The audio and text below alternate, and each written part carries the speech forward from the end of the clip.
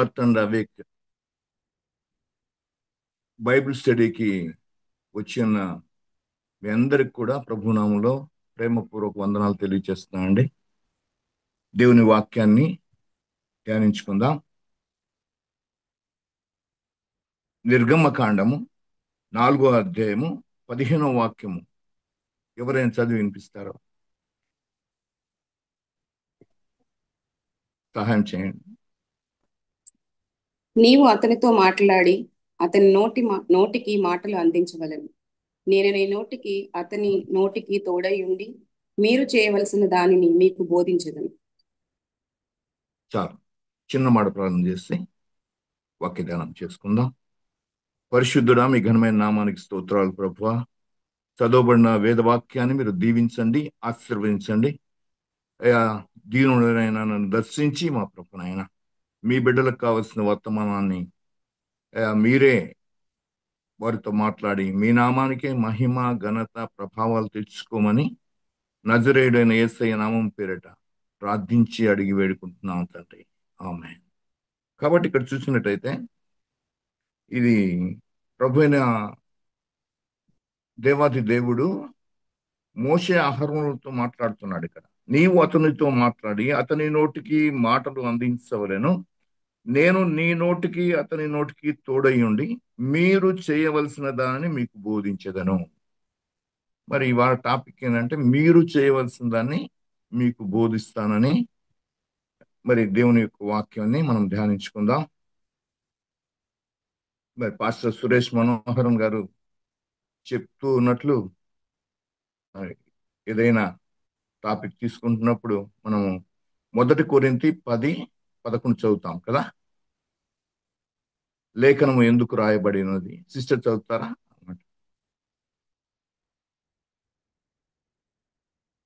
1 కొరింథీ 10:11 వాక్యం. ఈ సంగతులు దృష్టాంతరములుగా వారికి సంభవించి యుగాంతమందున మనకు బుద్ధి కలుగుటకై వ్రాయబడింది. యుగాంతముందున్న మనకు బుద్ధి కలుగుటకై రాయబడింది. అయితే ఇక్కడ మీరు చేయవలసిన దానిని నేను మీకు బోధిస్తాను అని చెప్తున్నాడు. మరి ఆశీర్వాదం మనకు కావాలనుకోండి, ఆశీర్వాదం కోసం మనము చేయవలసిన దాన్ని ఆయన మనకు బోధిస్తాడు. చూడండి, ఆదికాండము 17వ అధ్యాయము 12, 13 వచనాలు చదవండి సిస్టర్. ఆదికాండము 17వ అధ్యాయము 12, 13. 8 దినముల వయసు గలవాడు అనగా నీ ఇంట పుట్టినవాడైనను 17, 1, 2. అబ్రహాము 99 ఏండ్ల వాడైనప్పుడు యెహోవా అతనికి ప్రత్యక్షమై, నేను సర్వశక్తి గల దేవుడను, నా సన్నిధిలో నడుచుచు నిందారహితుడవై ఉండుము. నాకును నీకును మధ్య నా నిబంధనను నియమించి నిన్ను అత్యధికముగా అభివృద్ధి పొందించదనని అతనితో చెప్పాను. చాలు సిస్టర్. కాబట్టి ఇక్కడ చూసినట్టయితే 99 ఏళ్ళు అయినప్పుడు దేవుడు అబ్రహాముకు ప్రత్యక్షమై చెప్తా ఉంటున్నాడు, నేను సర్వశక్తి గల దేవుడను, నా సన్నిధిలో నడుచుచు నిందారహితుడవై ఉండుము అంటున్నాడు. అప్పుడు నా సన్నిధిలో మరి నాకును నీకును మధ్య నా నిబంధన నియమించి నిన్ను అత్యధికముగా అభివృద్ధి చేస్తాను, ఆశీర్వదిస్తాను, నిన్ను అభివృద్ధి చేస్తాను. అయితే నీవు నా సన్నిధిలో నిందారహితుడుగా ఉండాలి అని చెప్తా ఉంటున్నాడు. కాబట్టి మనకు ఆశీర్వాదం కావాలంటే మనము నిందారహితులుగా ఉండాలని దేవుని యొక్క వాక్యం సెలవిస్తుంది. నిందారహితులుగా అంటే పరిశుద్ధతను కాపాడుకుంటూ దేవుని సన్నిధిలో మనము నడవలసిన వారమై ఉంటున్నాం. మరి దేవుడు నేను పరిశుద్ధును కాబట్టి మీరు కూడా పరిశుద్ధులై ఉండు అని మరి పేతురు పత్రికలు చెప్పబడతా ఉంది. కనుక దేవుని సన్నిధిలో మనము నిందారహితులమై ఉన్నప్పుడు దేవుడు మనకు ఇచ్చే దీవెనలు, ఆశీర్వాదాలు మరి అనేకమై ఉంటాయి. చూడండి, ద్వితీయోపదేశకాండం 4:36 నుంచి 38 వరకు చదవండి సిస్టర్. ద్వితీయోపదేశకాండం 4వ అధ్యాయం 36 నుంచి 38 వరకు. నీకు బోధించుటకు ఆయన ఆకాశము నుండి తన స్వరమును నీకు వినిపించను. భూమి మీద తన గొప్ప అగ్నిని నీకు చూపినప్పుడు ఆ అగ్ని మధ్య నుండి ఆయన మాటలను నీవు వింటివి. ఆయన నీ పితరులను ప్రేమించిన గనుక వారి తరువాత వారి సంతానమును ఏర్పరచుకొనెను. నీకంటే బలమైన గొప్ప జనములను నీ ముందర నుండి వెళ్ళగొట్టి నిన్ను ప్రవేశపెట్టి ఆయన నేడు చేయునట్లు వారి దేశమును నీకు స్వాస్యముగా ఇచ్చుటకై నీకు తోడుగా ఉండి ఐగుప్తులో నుండి తన మహాబలము చేత నిన్ను వెలుపలికి రప్పించాను. ఆ, కాబట్టి దేవుడు చేసిన అద్భుత కార్యాలన్నీ కూడా మనం చూస్తూ ఉంటున్నాం. ఆయన మరి ఆకాశంలో నుంచి మాట్లాడాడు, అగ్నిలో నుంచి మాట్లాడాడు. వారందరినీ కూడా ఆ యొక్క అరణ్య మార్గంలో నడిపించినట్టు మనం చూస్తూ ఉంటున్నాం. పాలు తేనెలు ప్రవహించే దేశానికి, ఆ కనాను దేశానికి ఆయన మరి క్షేమకరంగా వారిని నడిపించినట్టు మనం చూస్తూ ఉంటున్నాం. వారి యొక్క బట్టలు నలిగిపోలేదు, వారి చెప్పులు అరిగిపోలేదని మనం చూస్తూ ఉంటున్నాం. వారికి కావలసిన ఆహారాన్ని, వారికి కావలసిన నీళ్లను, వారికి కావలసిన మాంసమును, లేకుంటే వారికి కావలసిన మరి ఆ యొక్క మన్నాను దేవుడు కురిపించినట్టు మనం చూస్తూ ఉంటున్నాం. కనుక దేవుడు మనము నిందారహితులంగా ఉంటే మరి ఆయన మనల్ని అత్యధికంగా ఆశీర్వదిస్తాడని, దీవిస్తానని మరి మనకు సెలవిస్తా ఉంటున్నాడు. కనుక మన దేవుడి సన్నిధిలో మనం నిర్దోషంగాను, పరిశుద్ధంగాను, పవిత్రంగాను మన ఘటములు కాపాడుకుంటూ మరి ఆయన కృపకు, లేకుంటే ఆయన ఆశీర్వాదాలకు, దీవెనలకు పాత్రమై ఉండాలని దేవుడు మనల్ని కోరుతా ఉంటున్నాడు. మరి ఆయన చేసిన కార్యాలు మనం చూసినట్టయితే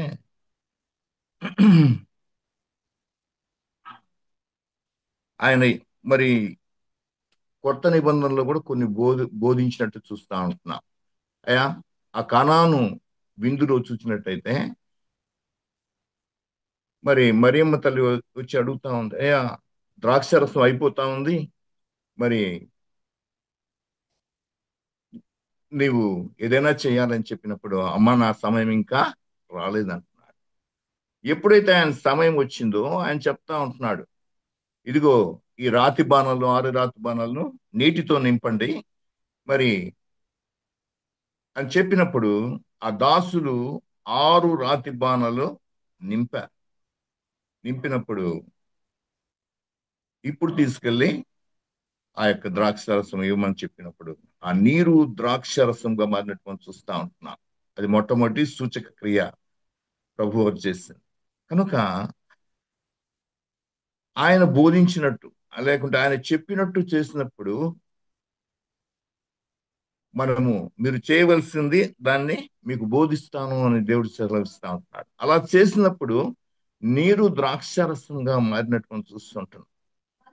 కాబట్టి ఆయన మాటలు మనం వింటే, ఆయన వాక్యాన్ని వింటే, ఆయన యొక్క మాటలను గైకుంటే మన యొక్క జీవితాలు కూడా మధురంగా మారుతాయని దేవుని యొక్క వాక్యం సెలవిస్తాం. అలాగే పేతురు చేపలు పట్టడంలో చాలా నిపుణుడు కదా. ఆయన మరి ఒకరోజు చేపలు పడుతూ ఉన్నప్పుడు ఏమి కూడా పడలేదు.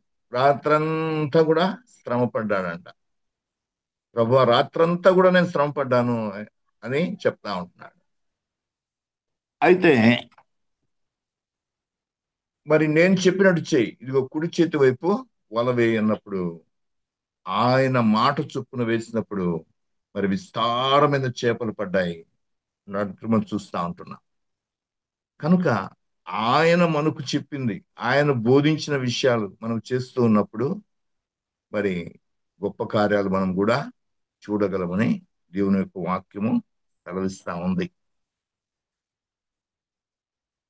ఇంకా అనేక కార్యాలు మనం చూస్తూ ఉంటున్నాం. లాజరు చనిపోయినప్పుడు వాళ్ళంతా ఏడుస్తూ ఉంటున్నారు. ప్రభువారు కూడా అక్కడికి వచ్చి కన్నీరు విడిచినట్టు చూస్తూ ఉంటున్నారు. అక్కడ కూడిన వారందరూ కూడా వా ఎంతగా ప్రేమించాడు యేసయ్య అని చెప్పేసి అంటున్నారు. ఆయన దేవునికి ప్రార్థన చేస్తూ తండ్రిని అడిగి ఏదైనా ఆయన చిత్తం నెరవేర్చే దేవుడే అంటున్నాడు. కాబట్టి ఆయన అదిగో ఆ బండను తీసివేయండి అని సెలవిచ్చినప్పుడు ఆ బండను వారు తీసివేసినప్పుడు, లాజరు బయటికి రా అని పిలిచినప్పుడు లాజరు బయటికి వచ్చినట్టు చూస్తా ఉంటున్నాం. బండను తీసివేయాలి. చాలా మంది ఇది విశ్వాస యాత్ర. ఈ విశ్వాస యాత్రలో దేవుడు మరి నిన్న నేడు నిరంతరం కూడా ఏకరీతిగా ఉన్న దేవుడు అయి ఉంటున్నాడు. మన దేవుడు మారని దేవుడు అయి ఉంటున్నాడు. అటువంటి దేవుడు మనకున్నాడు. కాబట్టి ఆయన చెప్పినట్టు మనం చేస్తే ఇప్పుడైన కార్యాలు జరుగుతాయి. ఆయన మార్పు లేని దేవుడని మరి మలాకీ గ్రంథంలో చెప్పబడుతుంది కదా. కాబట్టి అటువంటి దేవుణ్ణి కలిగిన మనమంతా కూడా ధన్యులం.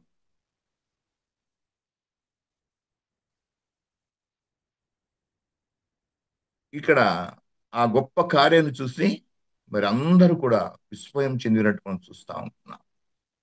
కాబట్టి అబ్రహాంకు దేవుడు చెప్తా ఉంటున్నాడు, అయ్యా 99 ఏళ్ళు అయినప్పుడు అని చెప్తా ఉంటున్నాడు, నా సన్నిధిలో నడుస్తూ నువ్వు నిందారహితుడుగా ఉండాలి అని చెప్పినప్పుడు మరి అబ్రహాము ఎప్పుడు కూడా దేవుని మాట వినే వ్యక్తి. ఎందుకంటే ఆయన దేశాన్ని వదిలాడు, ఆయన బంధువులను వదిలాడు, ఆయన మరి అవన్నీ కూడా వదిలిపెట్టి దేవుడు చెప్పినట్టు చేస్తా ఉన్నాడు. కాబట్టి మరి అబ్రహాము దేవుడు ఎంతగానో ఆశీర్వదించినట్టు మనం చూస్తా ఉన్నాం. మన జీవితాల్లో కూడా మనము ఆశీర్వాదం పొందాలంటే దేవుని మాటలు విని మరి ఆయన బోధించిన మీరు చేయవలసిన దాన్ని మీకు బోధిస్తున్నాను అంటున్నాడు. కాబట్టి ఆయన చెప్పినట్టు చేస్తే మన జీవితాలు కూడా మరి ఆశీర్వాదకరంగా అభివృద్ధి మార్గంలో నడుస్తాయని దేవుని యొక్క వాక్యం సెలవిస్తా ఉంది. రెండో మాట చూసినట్టయితే మరి ఫలించుటకు మనము చేయవలసిన దాన్ని ఆయన మనకు బోధిస్తాడు అంటున్నాడు. ఫలించుట. మరి హోషేయ హోషేయ గ్రంథము 10వ అధ్యాయము 12వ వాక్యం చదువుకుందాం. చదవండి. నీతి ఫలించునట్లు మీరు విత్తనము వేయుడి, ప్రేమయను కోత మీరు కోయుడి. యెహోవాను వెతుకుటకు ఇదే సమయము గనుక ఆయన ప్రత్యక్షమై మీ మీద నీతి వర్షం కురిపించినట్లు ఇది వరకెన్నడూను దున్నని బీడు భూములు దున్నుడి. ఇది వరకు ఎన్నడూ దున్నని బీడు భూములను మీరు దున్నుడి. 11వ వాక్యం కూడా చదవండి. ఎఫ్రాయిము నూర్పునందు అభ్యాసము గలదే, కంకులను త్రొక్కగోయు త్రొక్కగోరు పేయవలె ఉన్నది. అయితే దాని నున్నని మెడకు నేను కాడి కట్టుదును. ఎఫ్రాయిము చేత దున్నించుటకు నేను ఒకని నియమింతును. యూదా భూమిని దున్నును, యాకోబు దానిని చదును చేసుకుంది. దేవుని మాటలన్నీ కూడా ఆత్మయు జీవము అయి ఉంటున్నాయి. ఆయన మాటలన్నీ కూడా ఆత్మయు జీవము, ఆత్మీయ కోణంలోని మనము చూడాలి. కాబట్టి ఈ యొక్క పంట పండాలంటే మరి భూమిని ముందుగా చదును చేయాలి, దున్నాలి, చదును చేయాలి. తర్వాత రైతు ఈ పంట వేయడానికి విత్తనాన్ని వేస్తాడు. తర్వాత ఆయన వర్షం కోసం ఎదురు చూస్తూ ఉంటాడు. చూడండి, యోహాను సువార్త 6:63 చూసినట్టయితే, యోహాను సువార్త 6:63.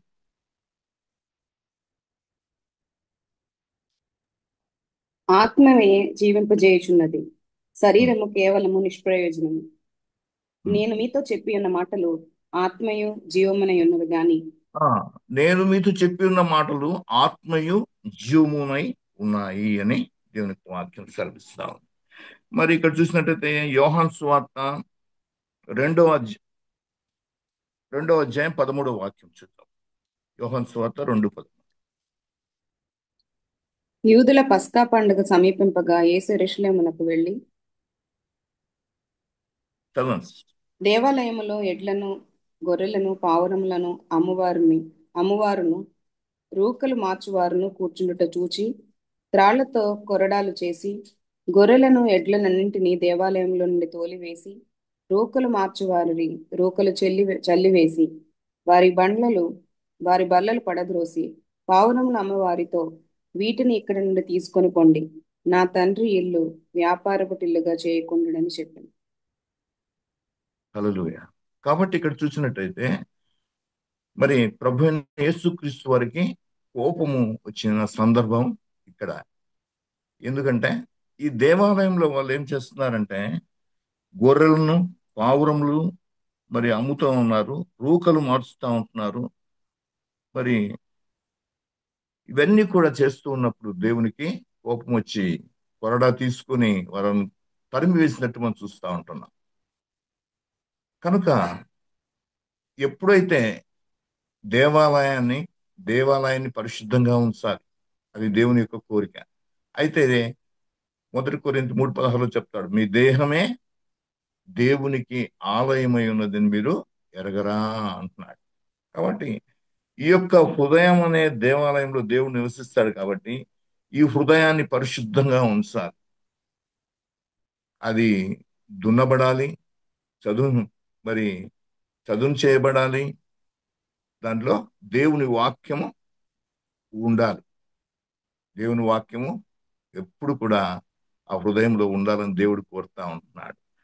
కనుక ఇక్కడ చూసినట్టయితే మత్తయి రాసిన శుభవార్త 5వ అధ్యాయము 20 నుంచి 23 వరకు చదువు. మత్తయి రాసిన శుభవార్త 5వ అధ్యాయం 20 నుంచి 23 చదువు.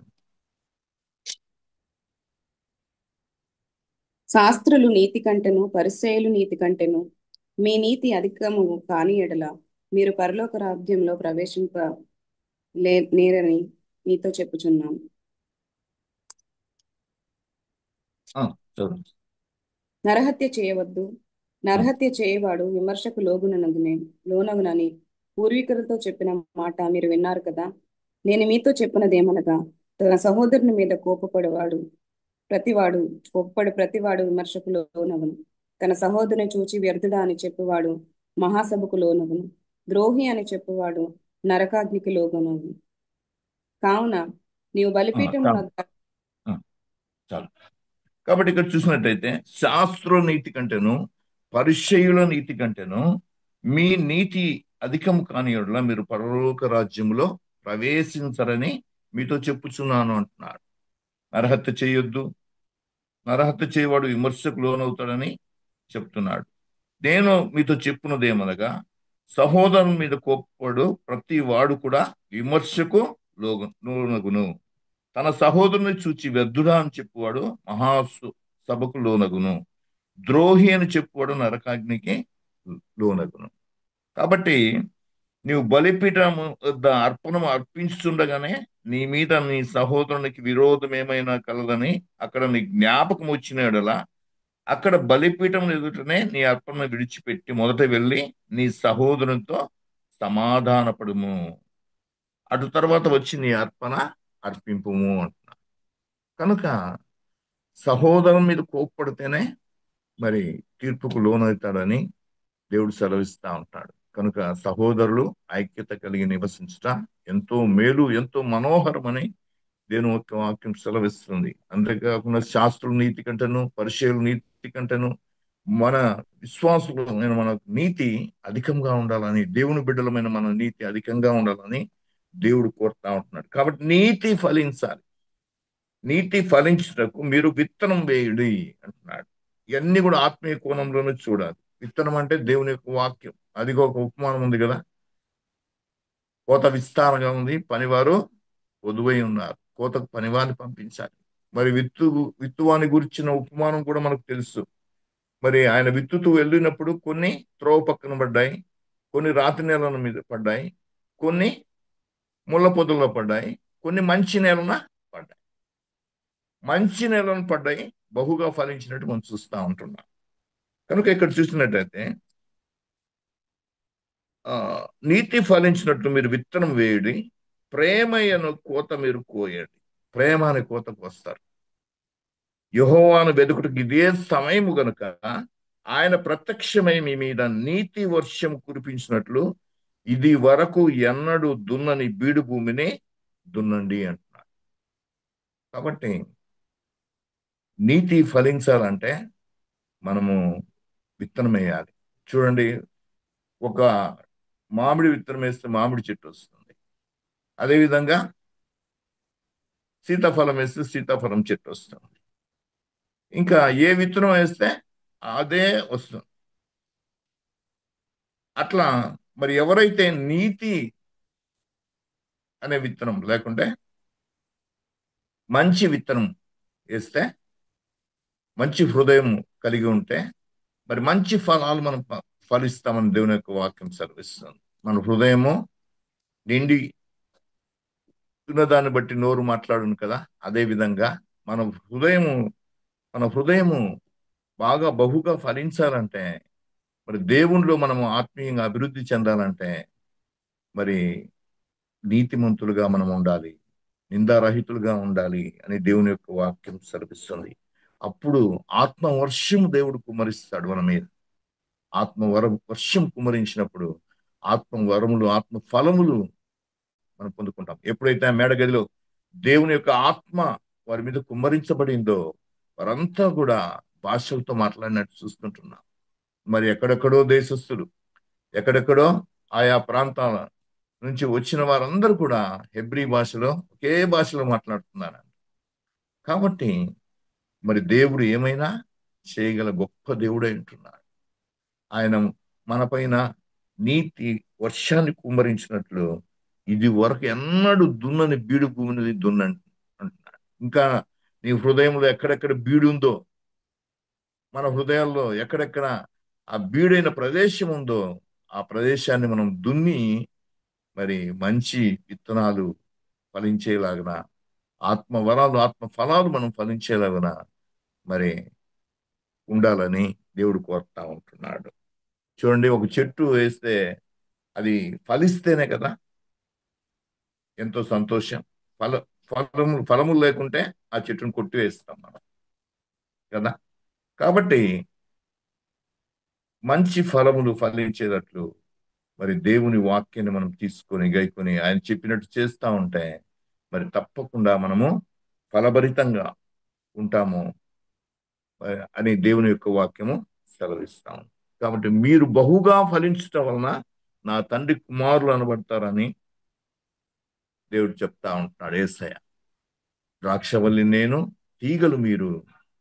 నా యందు మీరు నిలిచి ఉంటే మరి మీ యందు నేను నిలిచి ఉంటాను, అప్పుడు మీరు బహుగా ఫలిస్తారు అని దేవుని యొక్క వాక్యం సెలవిస్తుంది. మీరు బహుగా ఫలించటం వల్ల మరి దేవుని కుమారులు అనబడతారని దేవుని యొక్క వాక్యము సెలవిస్తా ఉంది. కనుక మనము మన జీవితాలు ఫలభరితంగా ఉండాలంటే మరి దేవుని యొక్క వాక్యాన్ని అనుదినం కూడా మనము తీసుకోవాలి. అంతే అంతేకాదు అనుదినం కూడా దాన్ని ధ్యానించాలని దేవుని యొక్క వాక్యం సెలవిస్తాం. కీర్తన గ్రంథమును చూసినట్టయితే మరి అతడు నీటి కాలువల యోర నాటబడిందై ఆకు వాడక తన కాలమందు ఫలమిచ్చే చెట్టు వలె ఉంటాడు. అతడు చేయిందంతా కూడా సఫలమవుతుందని చెప్తా. దేవుని వాక్యాన్ని దివారాత్రము ధ్యానించమంటున్నాడు. చాలా మంది చదువుతాము కానీ ధ్యానించటం నేర్చుకోవాలని దేవుడు చెప్తా ఉంటున్నాడు. ఈ ధ్యానించినట్టు చూడండి, జంతువులు కూడా,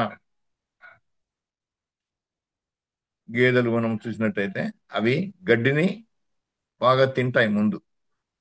తర్వాత ఖాళీ సమయం దొరికినప్పుడు అవి నెమరు వేస్తున్నట్టు మనం చూస్తుంటున్నాం.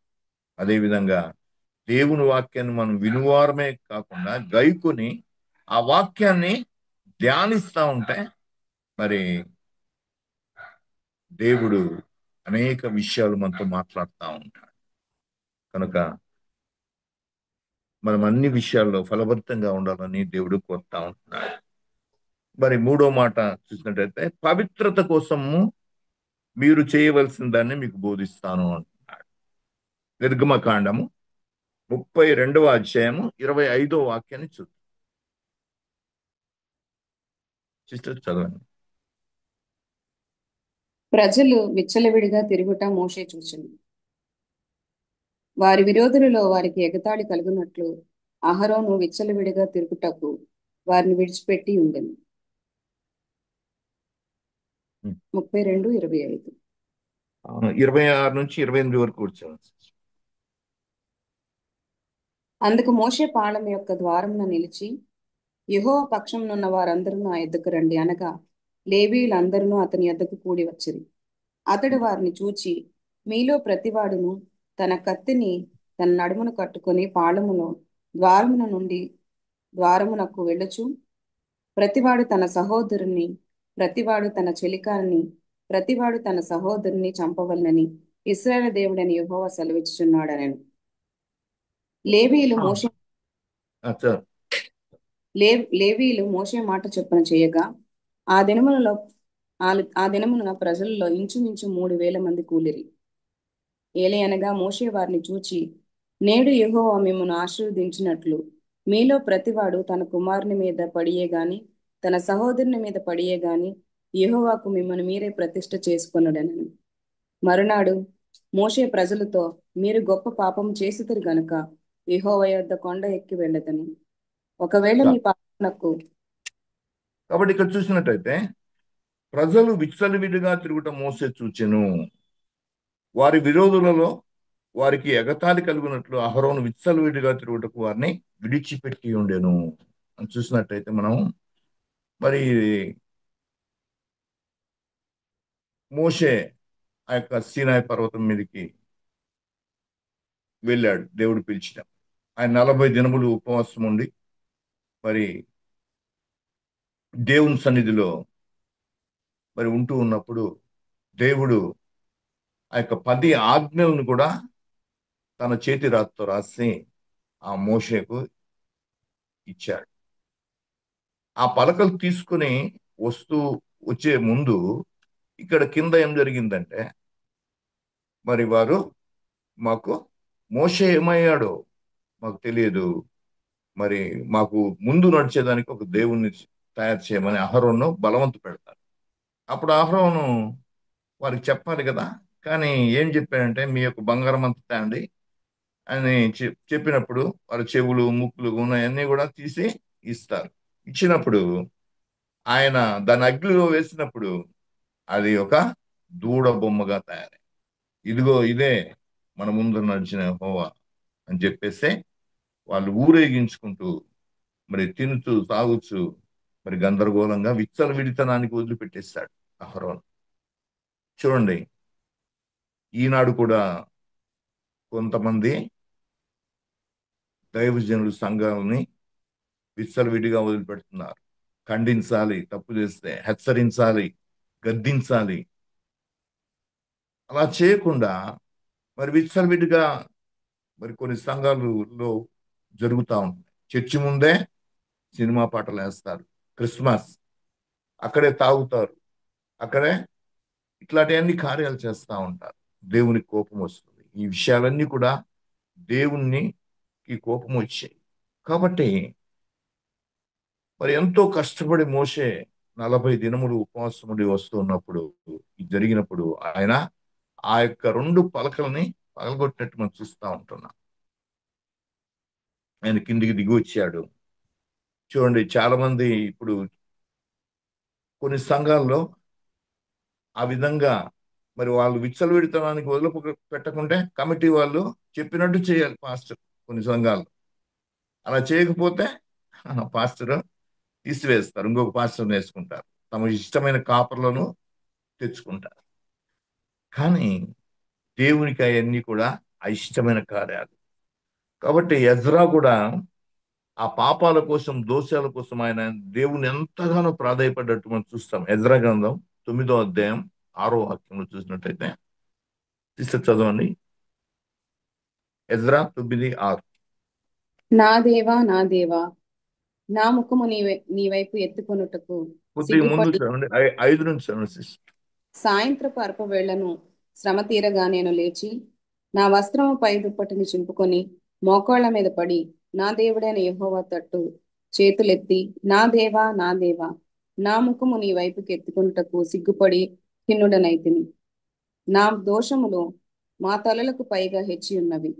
మా అపరాధము ఆకాశమంత ఎత్తుగా పెరిగి ఉన్నది. మా పితరుల దినమును మొదలుకొని నేటి వరకు మేము మిక్కిలి అపరాధులము. మా దోషములను బట్టి మేము మా రాజులను మా యాజకులను దేశముల రాజుల వశమునకును ఖడ్గమునకును చెరకును దోపునకును దినమునున్నట్లు అప్పగింపబడుట చేత మిగుల సిగ్గునందు వారణమైంది. చాలు. కాబట్టి ఇస్రాయేల్ చేసిన పాపాల వల్ల వాళ్ళు చెరలోకి వెళ్ళారు. అనేక సార్లు వారు చెరలోకి, ఐగుప్తు చెరలోకి, మరి అశ్షూరుల చెరలోకి వెళ్ళినట్టు మనం చూస్తుంటున్నాం. బబులోను చెరలోకి వెళ్ళినట్టు చూస్తుంటున్నాం. కాబట్టి దేవుడు చేయొద్దన్న దాన్ని వాళ్ళు చేసి మరి ఆ విధంగా బంధకాలకి వెళ్ళినట్టు మనం చూస్తూ ఉంటున్నాం. మరి ఇక్కడ కూడా చూసినట్టయితే మరి వారి పాపాలన్నింటినీ కూడా ఎజ్రా ఒప్పుకొని దేవుని దగ్గర ప్రాధాయపడుతున్నాడు. తిరిగి ఆ యొక్క యెరూషలేం పట్టణాన్ని కట్టాలని, ఆ యొక్క యెరూషలేం మందిరాన్ని కట్టాలని ఆయన మరి వారి నిమిత్తము దేవుని దగ్గర విజ్ఞాపన చేస్తున్నట్టు చూస్తుంటున్నాం. కాబట్టి విచ్చలవిడితనానికి వదిలినప్పుడు మరి ఆ యొక్క ప్రజలంతా కూడా మరి వారి ఇష్టానుసారంగా చేస్తా ఉంటున్నారు.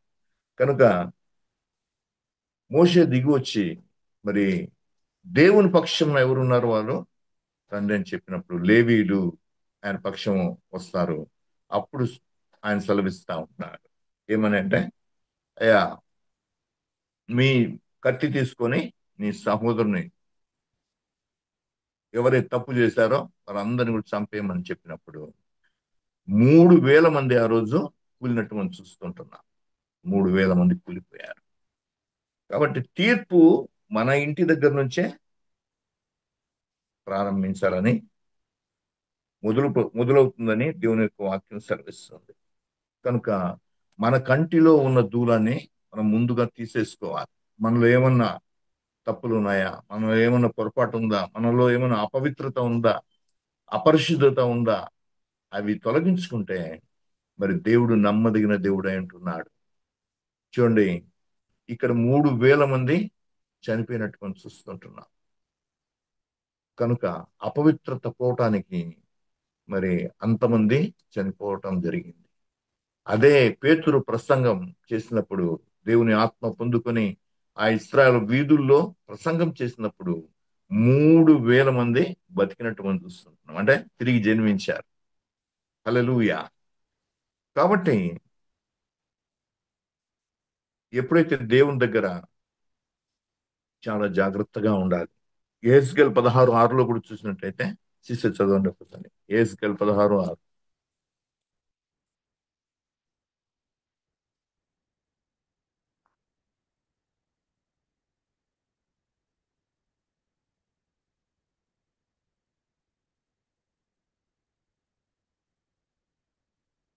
యెహెజ్కేలు గ్రంథం 16వ అధ్యాయము 6వ.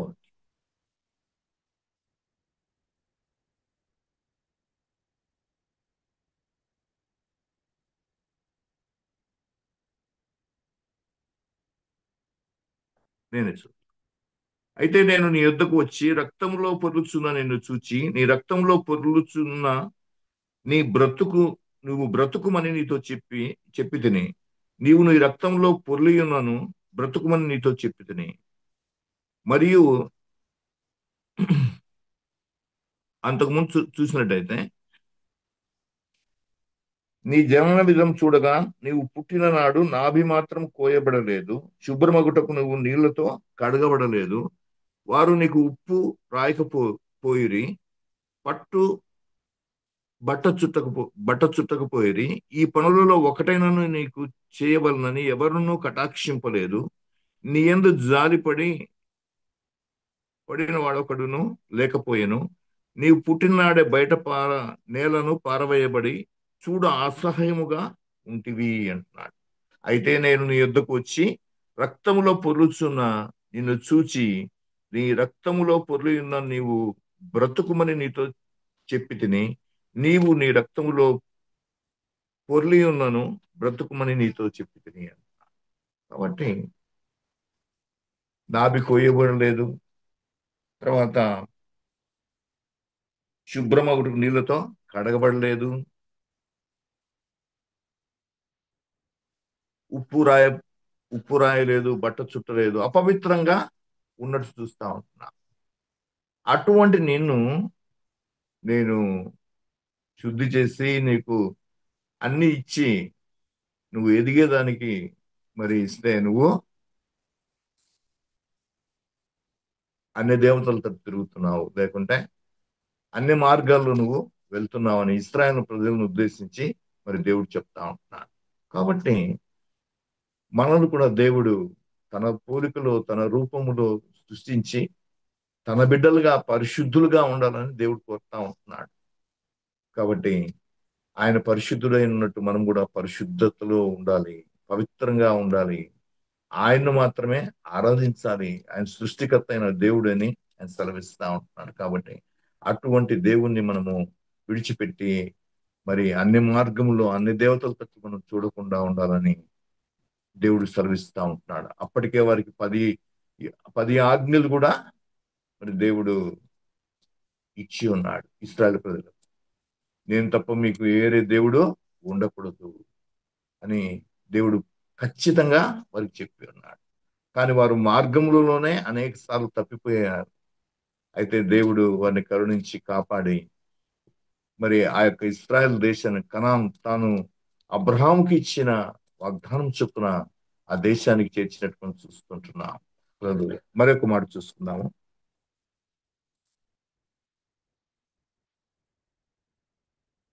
ఇక్కడ మన అక్కర్ల కోసం అవసరతల కోసం మరి మీరు చేయవలసిన దాన్ని మీకు నేను బోధిస్తానని దేవుడు సెలవిస్తా ఉంటాడు. చూడండి, 2వ రాజుల గ్రంథం 3వ అధ్యాయం 16వ వాక్యం చూసి చదవండి ఎవరైనా. 2వ రాజుల గ్రంథం 3వ అధ్యాయం 16వ వాక్యం. యెహోవా సెలవిచ్చినది ఏమనగా, ఈ లోయలో చాలా గోతులను త్రవ్వించుడి. యెహోవా సెలవిచ్చినది ఏమనగా, గాలియే గాని వర్షమే గాని రాకపోయినను మీరును మీ మందలను మీ పశువులను త్రాగుటకు ఈ లోయ నీళ్లతో నిండును. ఇది యెహోవా దృష్టికి అల్పమే. ఆయన మోయాబీయులను మీ చేతికి అప్పగించును. మీరు ప్రాకారము గల ప్రతి పట్టణమును రమ్యమైన ప్రతి పట్టణమును కొల్లబెట్టి మంచి చెట్ల నేళ్ల నరికి నీళ్ల బావులన్నింటినీ పూడ్చి సమస్తమైన మంచి భూములను రాళ్లతో నెరిపివేయుదురు అనెను. ఉదయ చాలా నైవేద్యం చాలా. కాబట్టి ఇక్కడ యెహోవా సెలవిస్తున్నది ఏమనగా, ఈ లోయలో చాలా గోతులు తవ్వుడి. యెహోవా మరి ఈ యెహోవా సెలవిస్తున్నది ఏమనగా, గాలియే గాని వర్షమే గాని రాకపోయినను మీరును మీ మందలను మీ పశువులను త్రాగుటకు ఈ లోయ నీళ్లతో నిండును అని చెప్తాను. కనుక ఇశ్రాయెల్ దేశంలో మరి అటువంటి పరిస్థితులు, నీళ్లు లేని పరిస్థితులు ఏర్పడినప్పుడు దేవుడు సెలవిస్తున్నాడు, మీ యొక్క గోతులను తవ్వించుడి, ఆ లోయలో గోతులను తవ్వించుడి. ఆ లోయ మరి గాలి గాని వర్షం గాని ఏమి లేకపోయినా కూడా నీళ్లతో నిండును అని దేవుడు సెలవిస్తా ఉన్నాడు. కాబట్టి దేవుని కార్యములు ఎంతో ఆశ్చర్యమైనవి. ఆయన మనకు కావలసిన అవసరతలను ఆయన తీర్చే గొప్ప దేవుడు. చూడండి, ఏలియాకు ఆయన కాకోలములతో ఆహారం పంపించినట్టు చూస్తుంటున్నాం. మరి నీళ్లు కరువైనప్పుడు ఆ ఆ యొక్క వాగు దగ్గర మరి ఆయనకు నీటిని సమకూర్చినట్టు మనం చూస్తుంటున్నాం. మరి అరచు పిల్ల కాకులకు కూడా ఆహారము దేవుడు ఇచ్చే దేవుడు అంటున్నాడు. కాబట్టి అందుకోసమే దేవుడు అంటాడు, మీరు పిచ్చుకల కంటే శ్రేష్ఠుడు కారా అని చెప్తా ఉంటాడు. చూడండి, 2వ రాజులు 4:3 చూసినట్టయితే, 2వ రాజుల గ్రంథం 4వ అధ్యాయం 3వ వాక్యం. అతడు నీవు బయటకు పోయి నీ ఇరుగు పొరుగు వారందరినీ దొరకగలిగిన వట్టి అన్నింటినీ ఎరువు పుచ్చుకొను.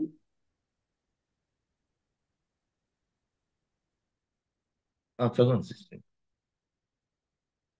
కిందికి చదవండి. అప్పుడు నీవు నీ ఇంటిలోనికి వచ్చి నీవును నీ కుమారులను లోపల నుండి తలుపు మూసి ఆ పాత్రలన్నింటిలో నూనె పోసి నిండినవి ఒక తట్టున ఉంచుమని ఆమెతో సెలవీయగా, ఆమె అతని యొద్ద నుండి పోయి తానును కుమారులను లోపల నుండి తలుపు మూసి కుమారులు తెచ్చిన పాత్రలో నూనె పోసాను.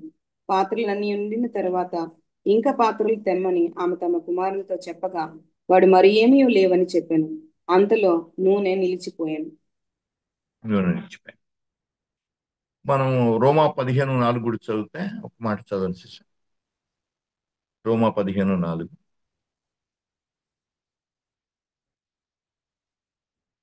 ఏలే అనగా ఓర్పు వలనను లేఖనం వలన ఆదరణ వలనను మనకు బుద్ధి కలుగుటకే పూర్వమందు వ్రాయబడిన అన్నీయు మనకు బోధ కలుగు నిమిత్తము వ్రాయబడి ఉన్నవి.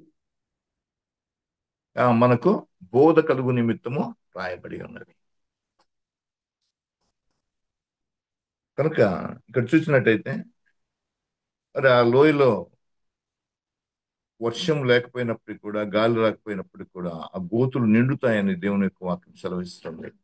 అయితే ఇక్కడ రాజుల గ్రంథంలో కూడా మనం చూసినట్టయితే ఎలీషా శిష్యుల్లో ఒక అతని భర్త చనిపోయినప్పుడు ఆమె వచ్చి, అయ్యా అప్పుల వాళ్ళు ఇంటి చుట్టూ ఉన్నారు, మరి ఏమి చేయటకు తోచట్లేదు, మరి ఎలా నా అప్పులు తీరాలని ఎలీషా వద్దకు వచ్చినప్పుడు, అమ్మ నీ దగ్గర ఏముంది అని చెప్పినప్పుడు, కొద్దిగా నూనె ఉంది అని, ఆ కుండలో కొద్దిగా నూనె ఉందంటే, నువ్వు పక్క ఇంటికి వెళ్ళి పొరుగింట్లోకి వెళ్ళి మరి పాత్రలు తెచ్చుకోమ్మా అని చెప్పినప్పుడు ఆమె తెచ్చుకున్నది. మరి ఆ యొక్క నూనెను ఆ పాత్రలో పోయమన్నప్పుడు ఆ నూనె అన్ని పాత్రలు కూడా నిండిపోయినాయి. ఇంకా ఏమైనా ఉంటే తెచ్చుకుంటే ఇంకా ఏం లేవు అని కాబట్టి సమృద్ధినిచ్చే గొప్ప దేవుడే అంటున్నాడు. ఎటువంటి పరిస్థితుల్లో అయినా కూడా సమృద్ధినిచ్చే గొప్ప దేవుడు మన దేవుడు. మన అక్కర్లు అవసరతలు సమస్తం కూడా దేవుడు తెలుసు. ఆయన ఏ సమయానికి మనకి ఏది కావాలో దేవుడు తప్పకుండా ఇస్తాడు. ఆయన మీద ఆధారపడిన కాబట్టి నిరీక్షణ ఉంచాలి, దేవుని యొక్క వాక్యాన్ని విశ్వసించాలి, ఆయన దగ్గరికి విశ్వాసంతో రావాలి. దేవుని దగ్గరికి వచ్చేవాళ్ళు దేవుడు ఉన్నాడనియో ఆయన యొద్దకు వచ్చు వారికి ఆయన ఫలము దయచేయబడాలని నమ్మాలి. దేవుణ్ణి అంతగా నమ్మాలి, హత్తుకోవాలి. అలా నమ్మినప్పుడు మరి దేవుని యొక్క మహిమగల కార్యాలు మనం చూస్తాం. మార్త అంటాడు దేవుడు, మార్త నువ్వు నమ్మితే మరి దేవుని యొక్క కార్యం చూస్తావని. నమ్ముటల నీ వల్ల అయితే నమ్మువానికి సమస్తం కూడా సాధ్యమే. కనుక మన అక్కర్లు అవసరతలు ఆయన ఎరిగిన దేవుడు. అయితే మనం చేయవలసింది మనము చేయాలి. ఏం చేయాలి? విశ్వసించాలి దేవుణ్ణి, నిరీక్షణ ఆయన మీద ఉంచాలి. అప్పుడు దేవుడు మనకు అన్ని కూడా సఫలం చేస్తాడు. కాబట్టి ఈ యొక్క రాత్రి కాలంలో దేవుడు మనతో మాట్లాడుతూ ఉంటాడు. మీరు చేయవలసిన దానిని మీకు బోధిస్తాను. కాబట్టి ఈ దినం ఆశీర్వాదంకై మరి దేవుడు సెలవిస్తా ఉంటాడు. నువ్వు నిందారహితుడిగా ఉంటే నిన్ను అత్యధికంగా దీవిస్తా అన్నాడు. అదే విధంగా దేవుడు చేసినట్టు మనం చూస్తుంటున్నాం. మీరు ఫలించాలంటే మీ హృదయాన్ని మరి దున్నాలి. బీడు అయిన ప్రదేశాలు ఎక్కడెక్కడ ఉన్నాయో మీ హృదయంలో వాటిని దున్ని మరి దేవుని యొక్క వాక్యం అనే విత్తనాలు, విత్తనాలు మీరు వేసుకున్నప్పుడు మీరు బహుగా ఫలిస్తారని దేవుని యొక్క వాక్యం సెలవిస్తా ఉంది. మీరు పరిశుద్ధత కలిగి ఉన్నప్పుడు మీరు అపరిశుద్ధత నుండి మరి పరిశుద్ధత కలిగి ఉండాలని దేవుడు సెలవిస్తున్నాడు. ఆ పరిశుద్ధత కలిగేదానికి అక్కడ మరి వారిని గద్దించాడు, శిక్షించినట్టు మనం చూస్తూ ఉంటున్నాం. అయితే అలాంటి శిక్షలు రాకుండా మనమే దేవుని దగ్గర పశ్చాత్తాపడి ప్రార్థించి ఆయన కృపకు పాత్రులు కావాలని, పరిశుద్ధంగా జీవించాలని దేవుడు కోరుతా ఉంటున్నాడు. మన అక్కర్ల కోసం, అవసరాల కోసం మరి ఆయన ఏం బోధిస్తున్నాడంటే, మీరు నిరీక్షణ ఉంచండి, విశ్వసించండి, అప్పుడు మీ కార్యములు సఫలమవుతాయని దేవుని యొక్క వాక్యము సెలవిస్తుంది. కాబట్టి ఈ కొద్ది మాటలు కూడా దేవుడు తన కృపలో దీవించుగాక. మరి ఇట్టి అవకాశం నాకు ఇచ్చిన బ్రదర్ ఇజ్రాయల్ గారికి, అదేవిధంగా బ్రదర్ విజయ్ కుమార్ గారికి, మరి అదేవిధంగా పాస్టర్ సురేష్ మనోహరన్ గారికి, మరి కూడి వచ్చిన మీ అందరికి కూడా ప్రేమపూర్వక వందనాలు తెలియజేస్తూ ఇంతటితో ఈ వాక్యాన్ని ముగిస్తాను. థ్యాంక్ యూ అండి డానియల్ గారు. చాలా చక్కగా దేవుణ్ణి మనం అనుసరిస్తే వచ్చే ఆశీర్వాదం గురించి చాలా చక్కగా వివరించి చెప్పారు. అంత మాత్రమే కాకుండా ఆయన ఫాలో కావాలంటే మనం తీసుకోవాల్సినటువంటి కొన్ని జాగ్రత్తల గురించి కూడా పాత నిబంధన నుంచి ఎగ్జాంపుల్స్ తీసుకొని చాలా చక్కగా వివరించినందుకు, అతి కొద్ది సమయంలో వెరీ షార్ట్ నోటీస్లో మీరు ప్రిపేర్ అయ్యి ఈరోజు వాక్యం పంచుకున్నందుకు అందరి తరఫున మీ కృతజ్ఞత తెలియజేస్తున్నాం. Thank you very much and God bless you. మిమ్మల్ని మీ పరిచయని ఇంకా దేవుడు వాడుకోవాలని చెప్పి మేమందరం కూడా ప్రార్థిస్తున్నాం. సో అందరు కూడా ఈరోజు జాయిన్ అయినందుకు మీకు కృతజ్ఞతలు తెలియజేస్తున్నాం. మరి ముఖ్యంగా ఇవాళ బైబిల్ రీడింగ్ చేసినటువంటి సిస్టర్ శీర్ష గారికి, హోస్ట్ చేసినటువంటి విజయ్ కుమార్ గారికి కూడా కృతజ్ఞతలు తెలియజేస్తున్నాం. తిరిగి యథావిధిగా మనము నెక్స్ట్ ఫ్రైడే కలుసుకుందామండి యాజ్ యూజువల్గా. సో యాజ్ యూజువల్గా సురేష్ మనోహరన్ గారు అవైలబుల్గా ఉంటారు. దయచేసి మీరు మీ మిత్రులు అందరూ కలిసి జాయిన్ కావాల్సిందిగా విజ్ఞప్తి చేస్తున్నాం. సో ఈనాటి ఈ సమావేశాన్ని మనం ముగించుకుందామండి. సో డైనల్ గారినే ఆ, ముగింపు ప్రార్థన ఆశీర్వాదం ఇవ్వాల్సిందిగా విజ్ఞప్తి చేస్తున్నాం. ప్రార్థించుకోండి. ప్రేమ నమ్మకమైన మా పరలోకపు తండ్రి, కృపగల దేవ, మీ ఘనమైన శ్రేష్టమైన నామాన్ని బట్టి మీకే వందనం చెల్లిస్తున్నాం మా ప్రభువా. తండ్రి, ఈ రాత్రికాల సమయం ముందు మా ప్రభువా మీరు మాతో ముచ్చటించారు మా ప్రభువా. మీరు చేయవలసిన దాన్ని మీకు బోధిస్తానని మీరు సెలవిచ్చున్నారు తండ్రి. గొప్ప దేవా, మేము ఏం చేయవలనో, ఆశీర్వాదం కోసం ఏం చేయవలనో, తండ్రి ఫలించే దానికోసం ఏం చేయవలనో, ప్రభువానైనా పవిత్రత కోసం మేమేం చేయవలనో, మా యొక్క అక్కర్ల అవసరత కోసం మేము ఏం చేయవలనో మీరు మాకు బోధించి ఉన్నారు తండ్రి. నాయన మీ మాటలు మేము గైకుంటే మా ప్రభువునైనా తండ్రి, తండ్రి ఎంతో గొప్ప కార్యములు తండ్రి మేము చూస్తామని మీరు సెలవిస్తున్నారు తండ్రి. దేవా, ఇదిగో తండ్రి, కూడి వచ్చిన తండ్రి ప్రతి బిడ్డను కూడా పేరు పేరు వరుస మీరు దీవించండి, ఆశీర్వదించండి మా ప్రభువా. గొప్ప దేవ, వారి కుటుంబాలను దీవించండి, ఫలింపచేయండి మా ప్రభువా. తండ్రి, మరి అత్యధికంగానైనా ఈ పరిచర్య తండ్రినైనా తండ్రి అంతకంతకునైనా అభివృద్ధి చెందుటకు విస్తరించుటకునైనా మరి మీ యొక్క ఆత్మ సహాయం దయచేయమని అడుగుతున్నాము తండ్రి. పాస్టర్ సురేష్ మనోహరం గారిని, వారి కుటుంబాన్ని మీరు దీవించండి, ఆశీర్వించండి. అదేవిధంగా తండ్రి, ఈ వేదికను ఏర్పాటు చేస్తున్న తండ్రి ఇజ్రాయల్ బ్రదర్ గారిని, వారి కుటుంబాన్ని, అదేవిధంగా విజయ్ కుమార్ బ్రదర్ని, వారి కుటుంబాన్ని మీరు దీవించండి, ఆశీర్వదించండి మా ప్రభువైనా. మరొకసారి తండ్రి, మేమంతా కూడా తండ్రి కలుసుకొని నైనా నెక్స్ట్ వీక్ నైనా పాస్టర్ గారి మాటలు వినుటకు నైనా వేగిరపడి వచ్చేటకు సహాయం దయచేయమని తండ్రి. ఈ దిన ఆశీర్వాదాలతోనూ దీవెనలతోనూ మమ్మల్ని అందరినీ కూడా నింపి పంపమని మా ప్రభువును మా ప్రియరక్షకుడును అయిన యేసయ్య పరిశుద్ధమైన నామం పేరిట ప్రార్థించి అడిగి వేడుకుంటున్నాం తండ్రి. ఆమేన్.